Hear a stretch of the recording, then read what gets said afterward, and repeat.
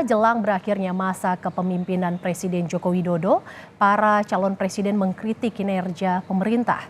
Calon presiden nomor urut 3 Ganjar Pranowo menyinggung penegakan hukum di Indonesia yang penuh intervensi. Sementara calon presiden nomor urut 1 Anies Baswedan mengkritik pembangunan yang tak berkeadilan dan tak tepat untuk wilayah.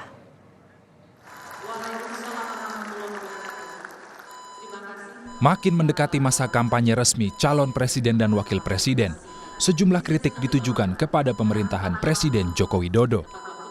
Di hadapan Ikatan Alumni Universitas Negeri Makassar, calon presiden nomor urut 3, Ganjar Pranowo menyinggung praktik penegakan hukum di Indonesia penuh intervensi dan rekayasa kasus. Dari skala 1 sampai 10, penegakan hukum di era Jokowi, kata Ganjar, nilainya 5. Menurut Ganjar, penegakan hukum saat ini hitam, layaknya warna baju yang dikenakannya.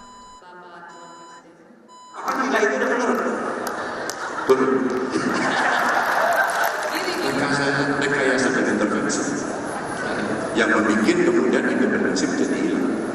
Dari yang imparsial menjadi parsial, yang dengan kasus ini jeblok.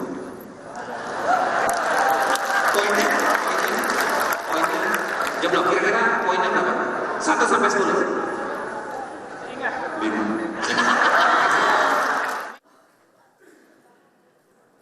Calon presiden dan wakil presiden nomor urut 1, Anies Baswedan dan Muhaimin Iskandar, di pembukaan Ijtima Ulama di Sentul, Bogor, Jawa Barat, juga mengkritik kinerja pembangunan di era Joko Widodo.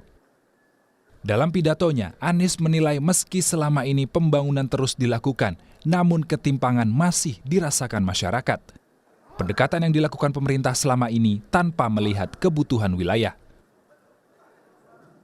Kami akan mengubah, kami akan meneruskan paradigma pembangunan ini. Pembangunan ekonomi yang selama ini terjadi, pembangunan ekonomi fokusnya pada pertumbuhan. Menurut hemat kami, harus berubah menjadi pertumbuhan, pemerataan, dan keberlanjutan. Pemerataan harus jadi perhatian.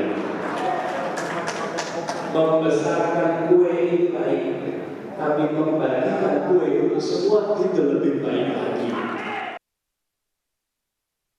Dalam jajak pendapat sejumlah lembaga survei, kepuasan terhadap kinerja presiden masih di angka 70%.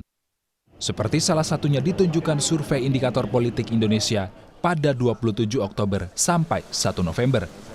Meski dalam survei juga ada catatan di kinerja hukum dan ekonomi. Tim Liputan Kompas TV.